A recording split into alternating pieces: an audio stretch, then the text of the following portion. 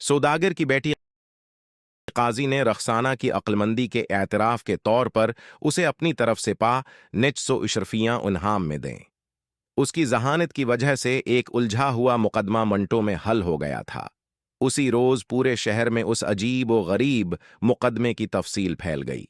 वहीद उल हुस्न सौदागर वापस अपने घर पहुंच चुका था और इस बात पर फूला नहीं समा रहा था कि खुदा ने उसे रखसाना जैसी ज़हीन बेटी अता फरमाई है।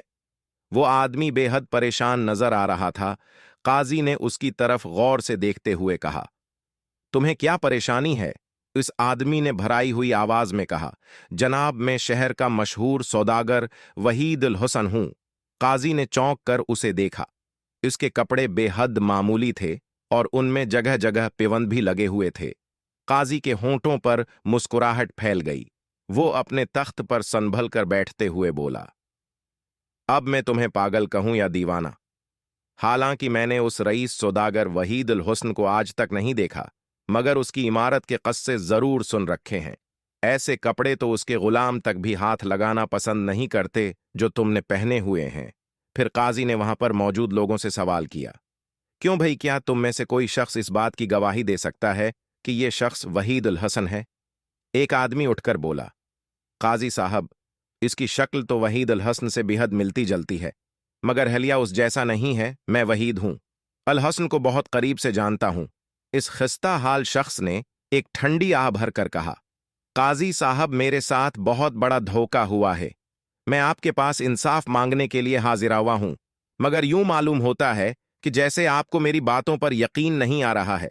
अगर आप ही मेरी न सुनेंगे तो फिर मैं अपनी दाद फरियाद लेकर किसके पास हूं जाऊं? काजी संजीदा होकर बोला, अच्छा तुम अपनी कहानी सुनाओ, तुम्हारे साथ इंसाफ किया जाएगा। इस आदमी ने कहा, जैसा कि सब जानते हैं कि मैं एक सौदागर हूं, अदर मुझे शिकार का बेहद शौक है। ये कल की बात है। मैं अपने घोड़े पर सवार होकर जंगल शिकार की गरज से गया। मेरी बदकिस्मती यहीं से शुरू होती है। एक हिरन के पीछे में जंगल में दूर तक निकल गया। इस हिरन को तो खैर मैंने शिकार कर लिया, मगर अपना रास्ता भूल गया। भटकता भटकता मैं एक झोंपड़ी तक पहुंच गया जो जंगल ही में बनी हुई थी। वहां मैंने एक ऐसे शख्स को देखा जो शक्ल व सूरत और कदोकामत में हो बहो मुझ जैसा था। मैं अपने हमुश्किल से मिलकर बहुत खुश हुआ, मगर मुझे क्या पता था कि वो बाद में मुझे धोखा देगा। इस शख्स ने मेरे लिए खाने पीने का बंदोबस्त किया और फिर मुझसे मेरे बारे में बातें पूछने लगा, जो कि मैंने सच सच बता दें। हम लोग बहुत देर तक बातों में मसरूफ रहे। रात ज्यादा हो गई तो इस शख्स ने मुझे शुरबत का एक गिलास दिया। गिलास में मौजूद शुरबत सरख रंग का था और उसमें से भीनी भीनी खुशबू उठ रही थी। मैंने उसका शुक्रिया अदा करके शुरबत का गिलास मुना से लगा लिया। अभी मैंने आधा शरबत ही पिया था कि मेरा सर चुकराने लगा और मैं जमीन पर गिर पड़ा। फिर मुझे कोई होश नहीं रहा। अगले रोज मेरी आंख खुली तो मैं झोंपड़ी में अकेला था और ये शख्स वहां से गायब था। मेरे जिस्म पर मेरे कपड़े भी नहीं थे, बल्कि मैं उन फट्टे पराने कपड़ों में मलबूस था। मेरी समझ में कुछ नहीं आ रहा था कि मेरे साथ क्या हुआ है। खैर मैं झूनपड़ी से निकला और बड़ी मुश्किलों से रास्ता तलाश करता करता अपने घर तक पहुंच गया। मगर इस वक्त मेरे सदमे की कोई अंतहा नहीं रही जब मेरे मुलाजिमों ने भी मुझे पहचानने से इनकार कर दिया और मुझे धक्के देकर वहां से भगाने की कोशिश की। मैं उनको यकीन दिलाने की कोशिश करता रहा, मगर इनमें से एक मुलाजिम ने मुझे जोर का धक्का देते हुए कहा कि वहीद उल हुस्न तो घर में अपनी बेटी के साथ मौजूद है। तुम धोखेबाज हो, यहां से चले जाओ, वरना हम अभी सिपाहियों को बुलाकर तुम्हें जेल भिजवा देंगे। आईन इसी वक्त मेरे घर की एक खिड़की खुली और मैंने देखा कि ये मक्कार शख्स मेरी बेटी के साथ मुझे देखकर हंस रहा है। फिर उसके कहने पर मेरे ही मुलाजमों ने मुझ पर थप्पड़ों और लातों की बारिश कर दी और मजबूरन मुझे वहां से भागना पड़ गया। अब मैं अपनी फरियाद लेकर आपके पास आया हूं और इंसाफ का तलबगार हूं। ये कहकर वो खामोश हो गया। काजी साहब ने उसी वक्त हुक्म दिया कि उस शख्स को भी अदालत में हाजिर किया जाए जो इस खिस्ता हाल शख्स के बयान के मुताबिक वहीद उल हुस्न बन गया है। थोड़ी ही देर गुजरी थी कि वो शख्स अदालत में हाजिर हो गया। उसके साथ एक नौजवान है और खूबसूरत लड़की भी थी। उसने हाजिर होते ही कहा, जनाब मैं वहीद उल हुस्न सौदागर हूं और ये मेरी बेटी रखसाना है। काजी ने उस खिस्ता हाल शख्स की जो खुद को वहीद अल हुस्न कहता था, पूरी दास्तान दोहरा दी, जिसे सुनकर वहीद अल हुस्न बोला, हुजूर, मैंने तो इस शख्स को जिंदगी में पहली मुरतबा देखा है। इसकी शक्ल हैरत अंगेज तौर पर मुझसे मशाहबत रखती है, मगर यह शख्स इंतहाई चालाक लगता है और झूठ बोलता है। इन दोनों की बातें सुनकर काजी सख्त उलझन में मुब्तला हो गया था। इसकी समझ हो गया था, मैं नहीं आ रहा था कि इनमें सच्चा कौन है और झूठा कौन। इसने रखसाना की तरफ देखा तो उसे महसूस हुआ कि वो एक ज़हीन लड़की है। इसने रखसाना को मुखातिब करके कहा, बेटी, तुमने पूरी दास्तान सुन ली है, तुम क्या कहती हो? आन दोनों में से तुम्हारा बाप कौन है? खिस्ता हाल शख्स की आंखों में एक चमक सी अभरी, वो पर उम्मीद नजरों से रखसाना का चेहरा देखने लगा। अदालत में तमाम मौजूद लोगों की नजरें सौदागर वहीद उल हसन की बेटी रखसाना पर लगी हुई थीं।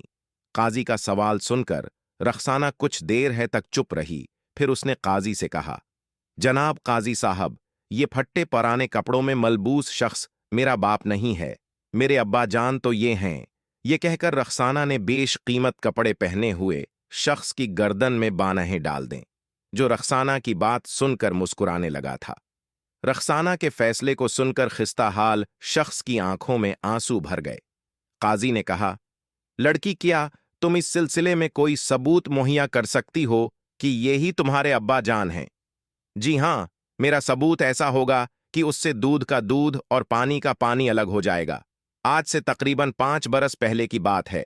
मेरे अब्बा जान के एक दुश्मन ने उनके सामने कसम खाई थी कि वो तलवार से उनकी गर्दन हो जाएगी, उड़ा देगा। जाहिर है इसकी बात ने मेरे अब्बा जान को बेहद परेशान कर दिया था। क्यों अब्बा जान, आप परेशान हो गए थे ना? रखसाना ने पूछा। इसके बाप ने बड़े जोर से इस बात में गर्दन हिला दी। रखसाना ने फिर अपनी बात शुरू की।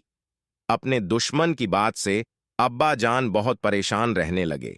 उनका खाना पैना भी छूट गया और कारोबार भी बड़ी तरह मुतासिर होने लगा। उन्हीं दिनों मेरी एक परी से दोस्ती हो गई थी। जब मैंने उसको अपनी कहानी सुनाई तो उसने वादा किया कि वो मेरे अब्बा की परेशानी है दौर कर देगी। उसने मेरे अब्बा की गर्दन पर अपनी जादू की छुरी लगाई और बताया कि दुनिया की तेज से तेज धार वाली तलवार भी उनकी गर्दन का कुछ नहीं बिगाड़ सकती। बहरहाल उनका दुश्मन तो एक रोज आसमानी बजली गिरने से जान बहक हो गया, मगर अब मैं सबूत के लिए ये ही बात आपके सामने पेश कर रही हूं। आप जलाद को बलवाइए और मेरे अब्बा की गर्दन पर तलवार चलवाइए, उनकी गर्दन नहीं कटेगी। बेश कीमत कपड़ों में मलबूस शख्स का चेहरा सियाह पड़ गया था। काजी ने फौरन जलाद को बलवाने का हुक्म दे दिया। रखसाना धीरे धीरे मुस्कुराने लगी। फिर खिस्ता शख्स से मुखातिब होकर बोली, अब तुम्हें अपने झूठ की सजा मिल जाएगी। तुम मेरे अब्बा की जगह हासिल करना चाहते थे ना? थोड़ी ही देर गुजरी थी कि सियाह फाम जलाद हाथ में चमकदार तलवार लिए अंदर दाखिल हुआ। काजी ने उसे हुक्म दिया कि वहीद उल हसन की गर्दन पर पूरी कुव्वत से वार करे, मगर अभी जलाद ने तलवार फजा में बुलंद की ही थी कि वहीद उल हसन काजी के कदमों पर गिर पड़ा और रोते हुए बोला, जुलाद को रोकिए वरना मेरी गर्दन कट जाएगी। मैं वहीद उल हसन सौदागर नहीं हूं, वहीद उल हसन ये ही आदमी है। काजी ने सपाहियों को नकली वहीद उल हसन को गिरफ्तार करने का हुक्म दे दिया। रखसाना दौड़कर इस खिस्ता हाल है शख्स के सीने से लग गई।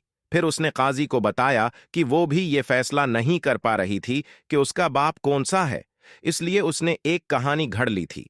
काजी ने रखसाना की अक्लमंदी के एतराफ के तौर पर उसे अपनी तरफ से पा निचसो इशरफियां इनाम में दें।